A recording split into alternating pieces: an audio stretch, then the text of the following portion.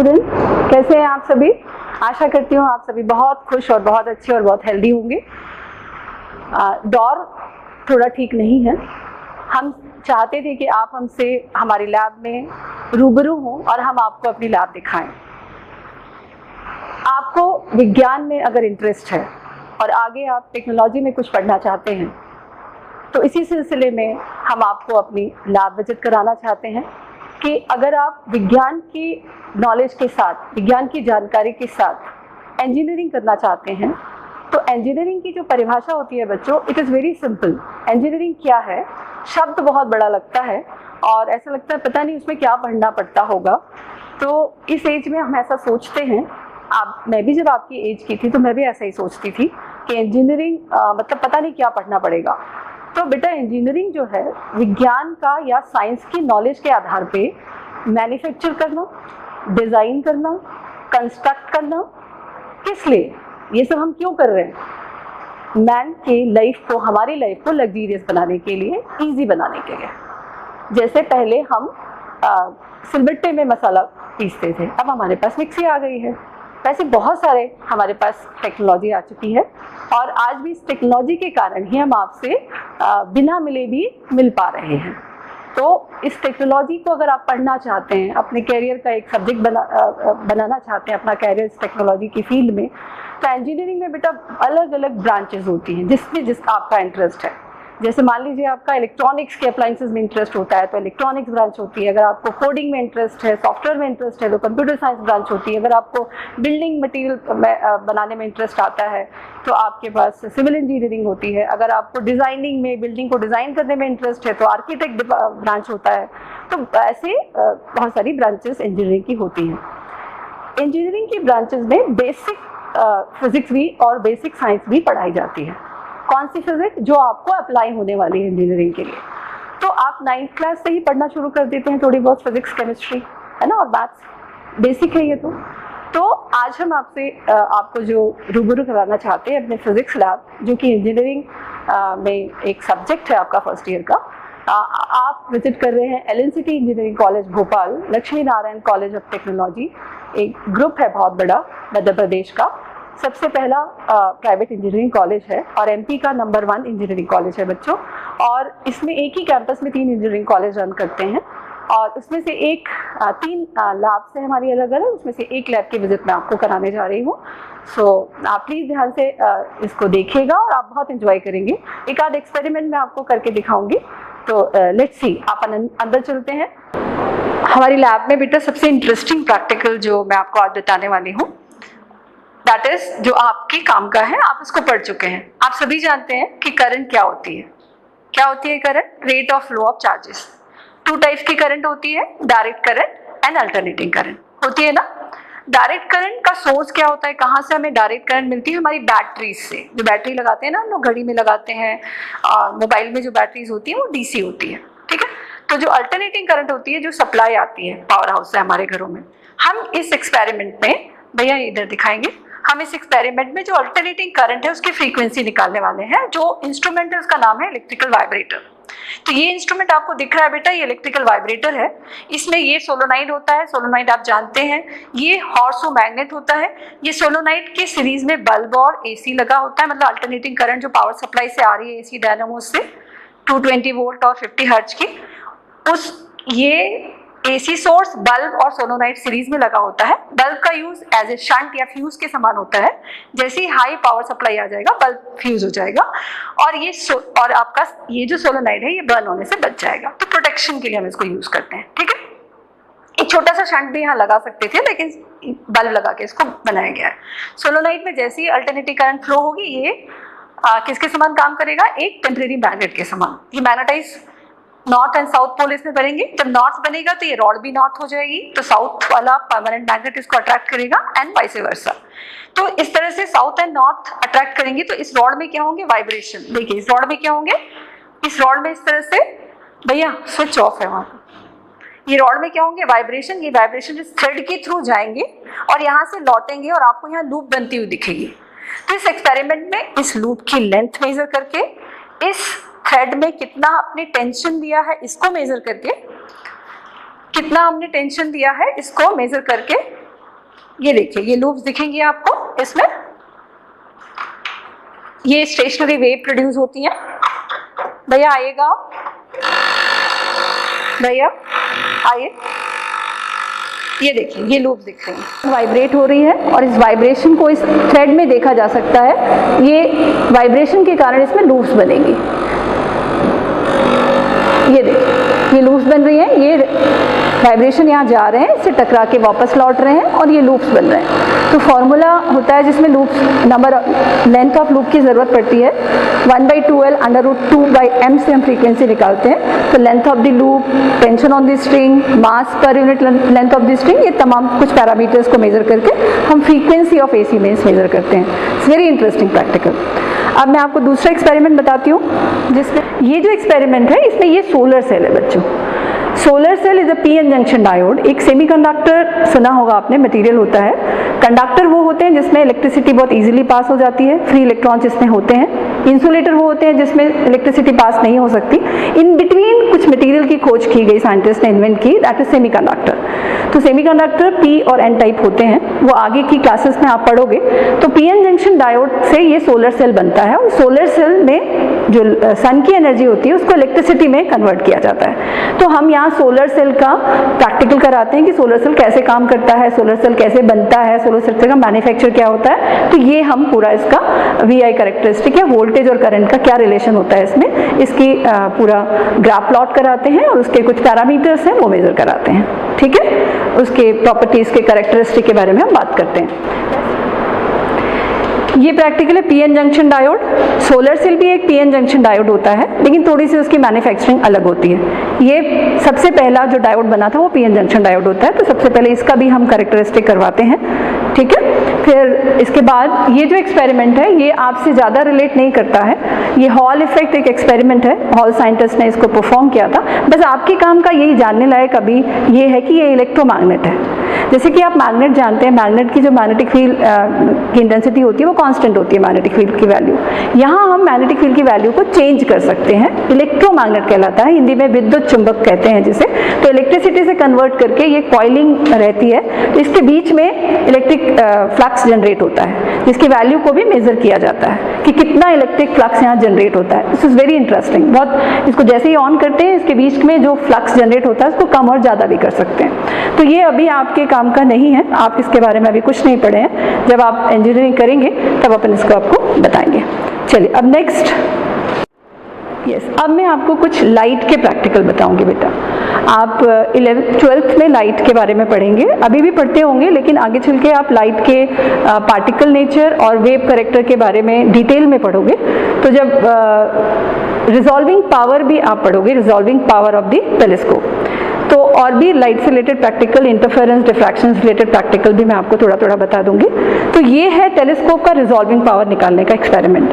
Resolving power या हिंदी में इसको विभेदन क्षमता कहते हैं। ये क्या होता है कि दूर दूर कोई ऑब्जेक्ट रखें तो आप आसानी से उसको देख सकते हो, लेकिन बहुत नियर ऑब्जेक्ट को सेपरेट करके देखने के लिए हमारी आंखों की क्षमता इतनी नहीं होती है कि हम उसको अलग करके देख सकें, इसलिए हम टेलीस्कोप का यूज़ करते हैं। जैसे ही मुझे ये स्केल में जो 1 mm की डिस्टेंस है वो अच्छे से नहीं दिख रही है, लेकिन टेलीस्कोप इसको अलग करके दिखा देगा, कितना भी दूर स्केल रखा होगा तो भी। तो रिजॉल्विंग पावर टेलीस्कोप की मेजर की जाती है, इसकी यूनिट पर रेडियन होती है, और कुछ प्रोसेस होती हैं, कुछ फॉर्मूलाज होते हैं, और ये माइक्रोमीटर स्केल होता है। तो हम यहाँ स्केल में जो 2 लाइन होती है उसको देख के इस टेलीस्कोप का रिजॉल्विंग पावर मेजर करते हैं। तो रिजॉल्विंग पावर क्लियर हो गया। It is an ability of an telescope to differentiate the 2 near object. ठीक है, चलिए अब नेक्स्ट एक्सपेरिमेंट की। लाइट के मैक्सिमम एक्सपेरिमेंट जो है वो डार्क रूम में किए जाते हैं। ये रिजॉल्विंग पावर ऑफ टेलीस्कोप भी डार्क रूम में ही किया जाता है, लेकिन हम चूंकि स्केल यूज कर रहे थे इसलिए हमने बाहर इसको यूज कर लिया। ठीक है, डार्क रूम है, अभी इसमें लाइट जली हुई है। जब प्रैक्टिकल करते हैं हम इसमें पूरा अंधेरा कर देते हैं। अभी मैं आपको प्रैक्टिकल दिखा देती हूँ, उसके बाद अपन इसमें डार्क करके आपको प्रैक्टिकल समझाएंगे। ये जो एक्सपेरिमेंट है ये है लेजर का वेवलेंथ मेजर करना। लेजर लाइट आप जानते होंगे, लेजर शो देखे होंगे आप लोग, लेजर प्रिंटर जानते होंगे। तो लेजर क्या होता है, एक लाइट सोर्स होता है।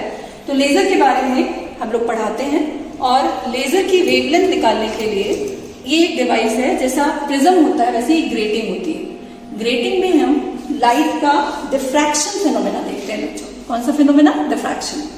देखना, मैं एक आपको बहुत इंटरेस्टिंग चीज दिखाऊंगी।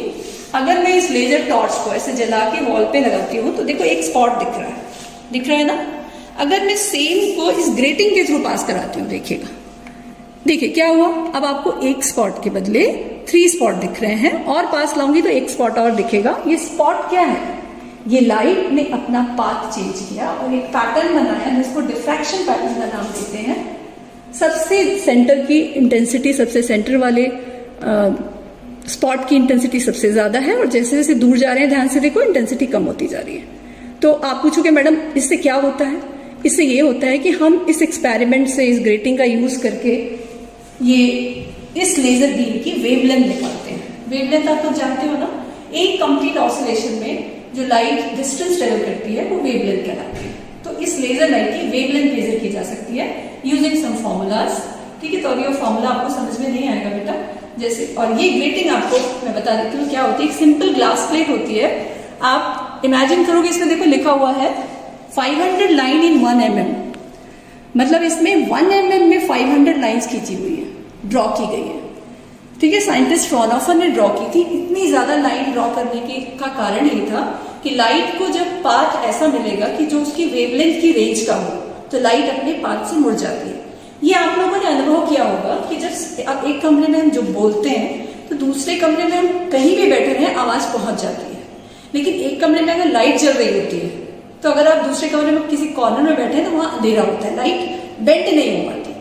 तो लाइट का बेंडिंग को देखने के लिए लाइट को उस पाथ से पास होना पड़ता है जिस पाथ का विड्थ उस लाइट की वेवलेंथ की रेंज का होता है। और आपको पता है लाइट की वेवलेंथ की, विजिबल लाइट की वेवलेंथ की रेंज क्या होती है? 4000 to 7000 एंगस्ट्रॉम। ठीक है, तो इस रेंज का अगर उसको रास्ता मिलेगा तो लाइट मुड़ जाती है, और इस फिनोमेना को हम डिफ्रैक्शन कहते हैं। और उसी डिफ्रैक्शन फिनोमेना को अभी मैंने दिखाया। इस चीज को आप अपने घर में भी देख सकते हैं। आप ना अपने घर में जो मच्छर वाली दरवाजा लगा होता है ना, उससे ध्यान से बाहर के किसी बल्ब को देखना, आपको ऐसा ही कुछ पैटर्न दिखाई देगा।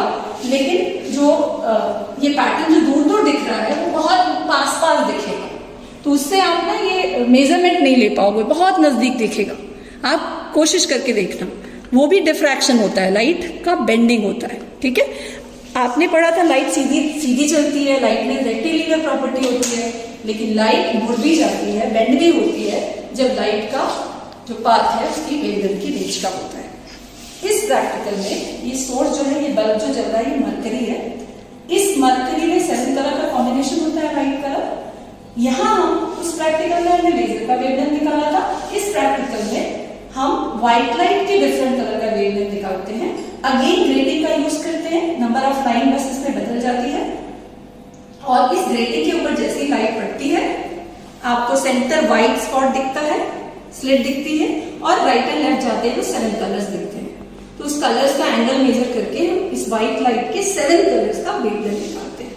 ठीक है बेटा, इसके बाद जो हमारा नेक्स्ट इंटरेस्टिंग प्रैक्टिकल है, ये है न्यूटन स्ट्रिंग्स एक्सपेरिमेंट। इसमें आप लोगों ने इंटरफेरेंस या लाइट का वेव नेचर होता है, ये कैसे पता चला था? इंटरफेरेंस और डिफ्रैक्शन की जो फिनोमेना था उससे समझ में आया कि लाइट वेव नेचर शो करेगी तभी ये फिनोमेना हो सकते हैं। तो ये है आपका सोडियम सोर्स, जिसको हम मोनोक्रोमेटिक सोर्स ऑफ लाइट बोलते हैं। वो था मरकरी सोर्स, वो जो व्हाइट लाइट था वो मरकरी सोर्स था, उसको हम क्रोमैटिक लाइट का सोर्स बोलते हैं। ये सोडियम है, इसकी वेवलेंथ मेजर करते हैं। ये पूरा apparatus है जिसमें हम लाइट का इंटरफेरेंस फिनोमेना देखते हैं। मैक्सिमा लाइट की intensity maxima, minimum, mix maximum, minimum हो जाती है। अभी हम यहाँ से आपको दिखा नहीं पा रहे हैं, बहुत छोटी सी जगह है ये। तो यहाँ ये टेलीस्कोप है, तो आपको शानदार एक डिफ्रैक्शन इंटरफेरेंस पैटर्न दिखता है। उस इंटरफेरेंस पैटर्न से कुछ मेजरमेंट होते हैं, कुछ फॉर्मूलाज होते हैं, उससे हम इस सोडियम लाइट का वेवलेंथ मेजर कर सकते हैं। और इसमें एक लेंस लगा हुआ है, उसका रेडियस ऑफ कर्वेचर भी निकाल सकते हैं। रेडियस ऑफ कर्वेचर निकालने के लिए एक और इंस्ट्रूमेंट होता है, बताओ कौन सा होता है? स्फेरोमीटर। ठीक है, सो इस तरह से हम ये पूरे एक्सपेरिमेंट करते हैं। अब मैं आपको एक और एक्सपेरिमेंट बता देती हूँ। डिप्लोमा कोर्स भी होता है बेटा, 12th के बाद आप अगर बीटेक करना चाहते हो या इंजीनियरिंग करना चाहते हो तो बीटेक और बी की डिग्री मिलती है, और 10th के बाद आप डिप्लोमा भी कर सकते हो। डिप्लोमा कोर्स 12th के बाद भी कर सकते हो, 10th के बाद भी कर सकते हो। लेकिन डिप्लोमा के लिए 10th एक एलिजिबिलिटी क्राइटेरिया होता है। तो जैसे आप अपने मेरे ख्याल से 10th में लेंस का focal length single pin method से निकालते हो, तो डिप्लोमा में भी ये प्रैक्टिकल हम लोग कराते हैं। तो डिप्लोमा करने के बाद आप BHL में, कोल माइंस में ओवरसियर या सब इंजीनियर बन के जा सकते हो, और डिप्लोमा करने के बाद भी आप इंजीनियरिंग कर सकते हो, ठीक है ना। 3 साल का डिप्लोमा कोर्स होता है, तो आपके पास वो डिग्री हो जाती है, फिर आपको जॉब मिल जाती है, जॉब के साथ साथ भी आप इंजीनियरिंग कर सकते हो, ठीक है, या फिर 12th के बाद सीधे इंजीनियरिंग में एडमिशन ले सकते हो। तो इतना ही बताना था बेटा मुझे आपको। कभी हम मिलेंगे, रूबरू होंगे, और पूरी लैब हम अच्छे से घूमेंगे, पूरा कॉलेज अच्छे से घूमेंगे। आप लोग खुश रहो, हेल्दी रहो, खूब मेहनत करो, और खूब पढ़ लिख कर अपने माँ बाप का नाम रोशन करो। All the best, thank you so much.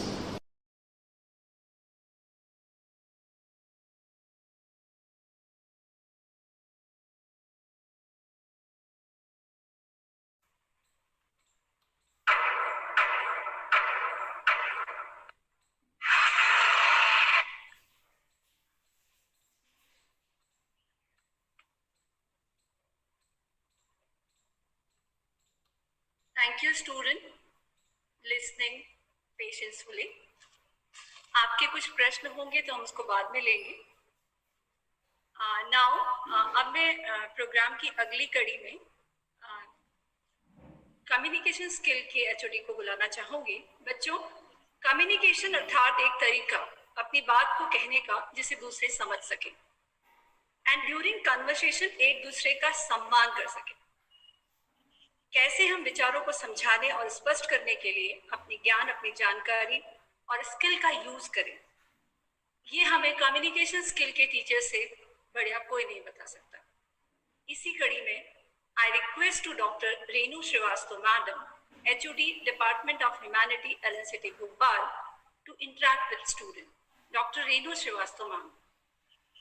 Thank you, Sangeeta ma'am. It's a proud privilege to interact with the students. I hope I am audible. Yes, ma'am. Okay. So, welcome students, everybody, all the dignitaries. I hope you are coping up with the pandemic, and what communication skills is basically. And you just listen to what madam said. Basically, what we are lacking is application of communication skills. So what am I here to tell you all? I request you, Sangeeta ma'am, if you could kindly share the PowerPoint presentation. Sure, ma'am, sure. Yes. So students, who is best communicator? What is the definition? I think nobody than Charlie Chaplin would be one of the best communicators. Non-verbal communication, isn't it? So very few slides are there, and you can see the art of communication, the first slide, isn't it? So what is the art of communication? Is it speaking in English? No, not at all. It is a misnomer. Communication is a misnomer. We have understood this term as speaking, we are supposed to speak in English. Not at all. First, we have to strengthen our communication in our mother tongue. And as ma'am said, application of it is important. So we do have English lab with us, and this is the first slide, which just tells you it is an art. Communication is an art. So what is, ma'am, maybe have the next slide, please. Sure. So communication, first and foremost, it's a way to communicate so that the other person understands what the sender is saying. The receiver understands it. And usually this doesn't happen. If you see the circle over here, communication is required everywhere. In future, when you'll go graduate, and you'll meet in the job circle, so what will happen? You will have to collaborate with people. So communication there will play a very important role. Ma'am, next slide, please. These are one of the best communicators. Many people will not agree with me, but whatever my journey of 26 years has been in this profession, Vincent Churchill by far is the best communicator. And your very favorite Shakespeare, Much Ado About Nothing, is in 12th standard, you understand. It's about communication. Shakespeare gave us very many words. His vocabulary was rich. And do you believe it? His mother said, I will expel you. I will take you away from the school if you don't fare well in English. Yes, this is the story has it. Then these are the communicators, Sandeep Maheshwari, everybody, Vivek Bindra, Anand sir, and Pranoy Roy, Rajat Sharma, and to name a few. And your teachers. The first communication, the step towards communication is with your family, with your friends. They are the best communicators. There is one person in our family who we go to. So in order to express the idea well, isn't it? So communication is the art of expressing. And these are the speakers who have carved a niche for themselves. Now, what is the mission of showing these people to you all? Because you're familiar with some of them, they are from different walks of life. Next slide, please, now. They are the best communicators we have. Next slide, please. Now, this total PowerPoint presentation or my whatever I'm telling you related to communication is in relation to LSWR, listening, speaking, reading, and writing. There are stages of listening. So are we receiving properly? Receiving, then understanding, remembering, evaluating, and then giving proper feedback that we have not understood or we have understood. Apart from that, as ma'am said, physics lab is there. So someday, if time permits, we will take you to a lab visit of communication skills, humanities, language lab. Here, phonetics is there.